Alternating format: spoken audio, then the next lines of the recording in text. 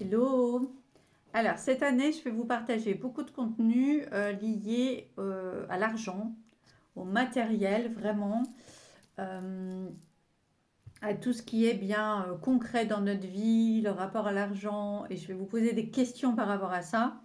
C'est ma thématique de l'année, et du coup, j'ai décidé de vous partager, surtout puisque je vous parle tout le temps des années personnelles, en quelle année personnelle vous êtes. Oui, 2026, c'est l'année universelle 10, parce qu'on fait 2 plus 2 plus 6. Ok, ça c'est pour tout le monde, c'est le collectif. Donc 10 qui se réduit en 1.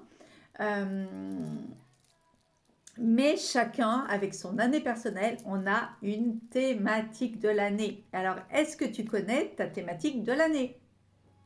Est-ce que tu connais ton année personnelle?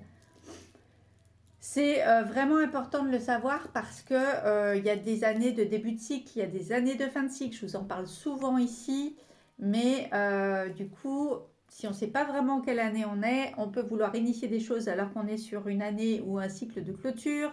On peut vouloir terminer des choses alors que justement on est dans une énergie qui va demander à initier, à connecter la nouveauté, à établir des projets, à créer, etc. Et puis, parfois, il y a des années qui sont plus dédiées au foyer, à l'amour, au voyage, ou parfois pas du tout. Parfois, c'est des années d'intériorité, de retour vers soi, où il va falloir encore plus préserver son intimité,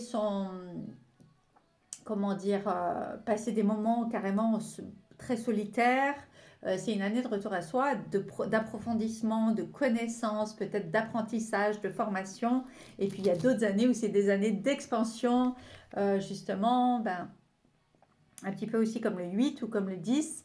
Et du coup, j'ai décidé de vous partager par thématique, voilà, au fur et à mesure de mes années. Parce qu'en fait, je trouve que c'est super intéressant, justement, que je puisse vous partager, toujours basé sur du concret et du réel, de ce que je vis dans mon quotidien et qui forcément fera écho à ce que vous vivez aussi. Alors l'argent, ça touche tout le monde, même si c'est un peu tabou en France quand même, je me rends compte, et même si heureusement, grâce à ces dernières années, ça l'est de moins en moins quand même, et qu'il y a de plus en plus de thérapeutes qui sont spécialisés dans le mindset, mais aussi dans l'argent, dans l'abondance. Et qu'on en parle heureusement de plus en plus avec l'affluence un petit peu aussi des coachs américains ou anglais. Pourquoi dans les pays anglo-saxons, l'argent est toujours beaucoup moins tabou qu'en France. Voilà. Mais je pense qu'il y a de plus en plus de gens qui s'y intéressent parce que notre matérialité, ça va aussi toucher à notre blessure d'injustice parfois. Si on n'a pas les moyens de faire ce qu'on veut, si on en a marre d'avoir des fins de mois difficiles, si on a vécu des faillites aussi au niveau société, etc., etc., ça va vite toucher en fait, et ça va concerner le 8. Le 8, il va vite toucher l'injustice. Euh, et du coup, est-ce que la question que je vais vous poser, c'est est-ce que vous avez justement une grande injustice dans votre vie, concrète, matérielle, qui vous touche personnellement, ou est-ce qu'en général vous êtes touché par une injustice précise? Voilà. Ça, c'est une première piste. Parce qu'en fait, ça va jamais, jamais, jamais être par hasard. Ça va jamais être pour rien. Le 8, vous pouvez l'avoir soit dans votre chemin de vie, soit si vous êtes né un 8, soit si vous êtes né au mois d'août. Forcément, le 8, ça va vous toucher. Si vous avez un chemin de vie, par exemple en 17-8 ou en 35-8, voilà, enfin en fonction. Euh, mais aussi dans votre expression, de la manière dont vous vous exprimez, dans vos autres nombres. Il y a plein d'endroits où on peut retrouver le 8 et comme je dis toujours, il n'y a pas que le thème d'incarnation, il y a aussi les autres thèmes. Alors moi je suis Céline, je suis vraiment numérologue karmique. Je m'intéresse de plus en plus, suite justement à une grande transformation personnelle, j'ai toujours aimé le changement et j'ai toujours passé des périodes de renaissance. Le 8 c'est ça, c'est l'alchimie, c'est la renaissance dans plein de domaines de ma vie, sauf qu'à l'époque je ne le savais pas, ça fait quelques années que j'ai découvert la numérologie et principalement, même si j'en ai étudié plusieurs, je suis très attirée en bon 8 par la numérologie karmique et aussi tout ce qui va toucher au transgénérationnel. Voilà. Et donc, c'est dans ce sens-là que je peux vous aider parce qu'en fait, on a plein de nœuds, plein d'empêchements dans notre quotidien, en fait, qui vont être complètement liés à tout ce qu'on va appeler, ce qu'on va dire karmique, mais aussi transgénérationnel, c'est-à-dire nos parents, nos grands-parents. Donc, j'ai étudié depuis aussi avec la psychogénéalogie pour trouver des solutions en fait. C'est ça le but, c'est de trouver des solutions concrètes à nos vies pour être plus heureux, plus abondant, plus en paix, moins stressé, moins la peur du manque, moins la peur du lendemain, et puis sortir de ces injustices en fait qui nous rendent, qui peuvent nous rendre malades en fait, hein, qui peuvent nous rendre vraiment euh, qui nous garde dans une vie où tout est un peu insupportable, etc. Et c'est vrai que la blessure d'injustice, ça va être un bon signal pour se rendre compte, en fait, si on a cette blessure ou si on a du 8 dans sa vie, parce que peut-être que vous ne connaissez pas la numérologie, et peut-être, en général, je dis tu, mais bon, je tutoie souvent, en général, on ne sait pas forcément qu'on a du 8 dans son thème, mais si c'est ça, c'est souvent un nombre qui va toucher les aînés.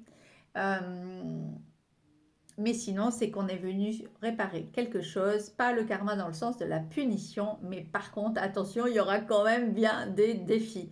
Donc, le mieux on comprend, le moins on se braque, le plus on accueille et le plus on comprend. La première étape, c'est la conscience et la compréhension.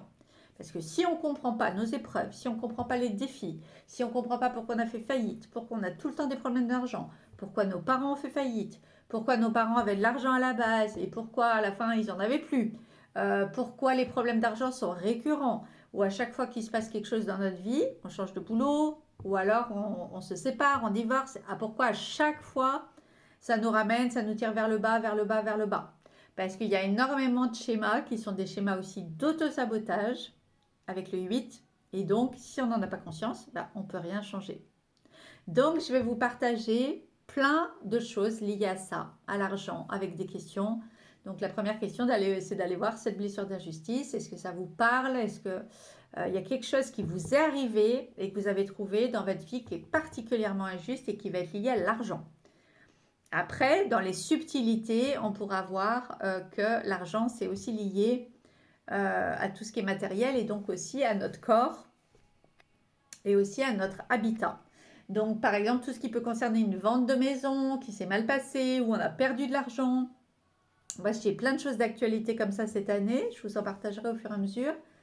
Euh, Partout où on peut y laisser des plumes, en fait. Et alors, surtout nous, en tant que femmes, si en plus on y laisse des plumes, et par exemple, ça peut être au profit de l'homme, il va y avoir une histoire entre le yin et le yang où peut-être on vient réparer quelque chose ou alors on vient carrément libérer quelque chose.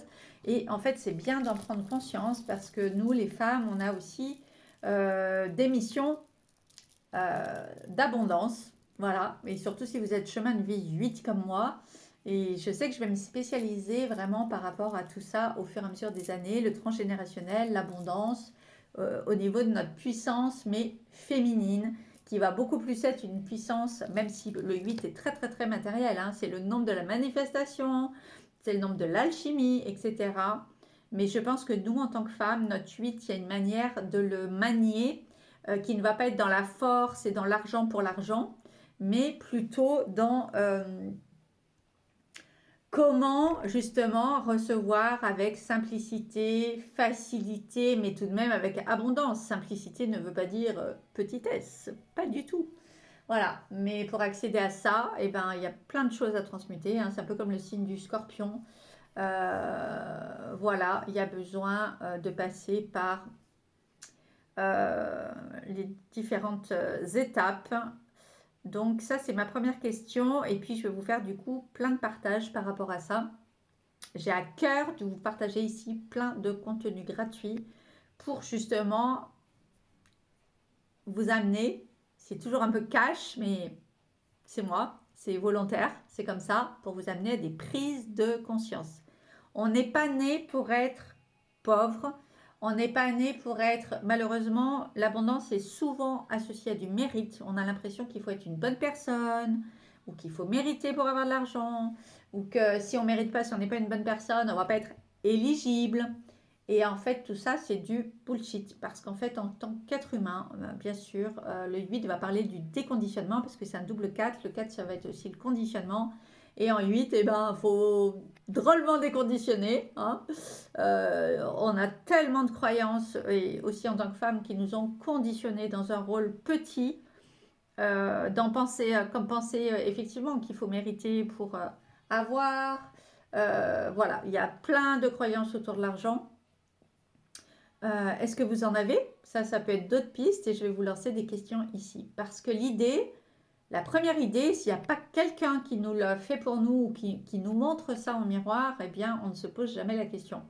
On trouve normal de ne pas gagner beaucoup d'argent, la vie est dure, c'est difficile, on ne peut pas faire le métier qu'on aime. Si vous discutez avec des gens, souvent ils vont vous dire « Ah oui, autant de changer de métier pour faire vraiment quelque chose qui nous plaît, quitte à gagner moins. » Mais combien de fois ça, je l'ai entendu? Est-ce que vous avez déjà entendu cette phrase? Et pourquoi est-ce qu'on devrait faire quelque chose? On pourrait faire quelque chose qui nous plaît, mais ça c'est ok, génial. Mais pourquoi est-ce qu'on devrait gagner moins en fait? Pourquoi est-ce qu'on a conditionné ça comme une phrase normale? Ben non. Mais c'est absurde, c'est des choses qui se répètent de génération en génération et que des gens qui vont vous encourager autour de vous vont vous dire ah oui, oui, tu as raison, fais quelque chose qui te plaît, quitte à gagner moins au début, ou ci ou là, ou quitte à... Ben, en fait, non. Pourquoi? Si on fait quelque chose qui nous plaît, si on étudie pendant des années, si on met tout notre cœur, tout notre temps, tous nos apprentissages, toutes nos connaissances et tout ça, et le but aussi, il n'y a pas de sacrifice en fait. C'est comme si, parce qu'on veut faire quelque chose qui nous plaît, hop, il y a une taxe à payer en fait. Il y a une taxe à payer, tac, tu vas gagner moins en fait. Ben, et tout est comme ça. Quand on commence à réfléchir, à regarder nos croyances, à aller vraiment creuser le truc, c'est là que je vais vous lancer des petits trucs de temps en temps pour vous amener à réfléchir et à poser vos petites questions. Donc, vous prenez un petit carnet, même un tout petit si vous avez juste un petit, que vous pouvez avoir toujours dans votre sac. Et comme ça, vous notez quand ça vous vient. Parce que moi, il y a plein de fois, c'est justement quand on marche, ou quand on fait du sport, ou quand on fait de la poterie, ou de la cuisine, quand on fait des choses créatives, c'est là que souvent, on va avoir des idées, des choses qui vont nous remonter. De qu'est-ce qu'on a entendu en étant enfant, aussi dans notre famille. Et je vous ai partagé sur cette chaîne aussi un exercice à faire par rapport à ça, par rapport au père et à la mère. Donc, n'hésitez pas à aller voir, abonnez-vous, partagez. Parce que ici, on va beaucoup parler de tout ça. Le lien à la famille, la valeur qu'on se donne, la valeur que les autres nous donnent. Tout est lié. Tout est lié et cette valeur-là, monétaire, eh bien, elle va aussi être liée à nous-mêmes et au rapport qu'on a en fait à notre corps. Parce qu'en fait, avec le 4 et le 8, aussi avec le 1, mais surtout avec le 4 et le 8, c'est des nombres yang et on va parler de concret, de matérialité, de flouze, de pépette. Et en fait, notre corps, ça va être le somatique, mais qui va justement nous donner des indices sur notre portefeuille. Quelle est notre relation à l'argent? Comment on... Est-ce qu'on s'offre des choses pour soi?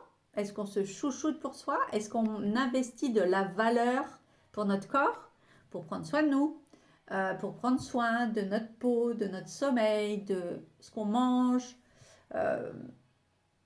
notre environnement, de comment on prend le soleil, la lumière, comment on se repose, comment on prend des vacances, qui on côtoie, qui est dans notre cercle, etc.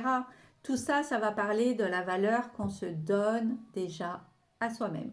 Et moi, je pars de loin par rapport à ça, aussi de par rapport à l'éducation que j'ai eue, de la valeur aussi que ma maman se donnait aussi à elle-même. Et en général, plus on a un grand cœur, plus on pense aux autres et souvent moins on pense à soi et il peut y avoir des valeurs héritées. C'est là qu'on va aller voir le transgénérationnel et comment tout ça nous impacte aujourd'hui dans notre vie, mais aussi dans notre porte-monnaie et dans notre manière de gérer, d'être chef d'entreprise, dans notre manière d'être investisseur, dans notre manière d'acheter peut-être un logement ou de faire des investissements locatifs, etc. Parce que tout est relié et en fait, c'est assez impressionnant quand on commence à regarder, on va comprendre des schémas qui se mettaient en place et qui étaient inconscients et qui souvent sabotent notre notre abondance.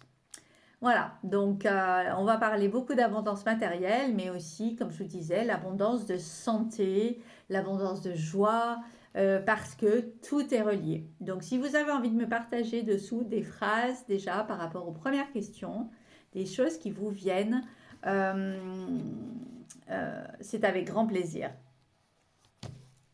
Voilà, bisous du cœur, à tout bientôt.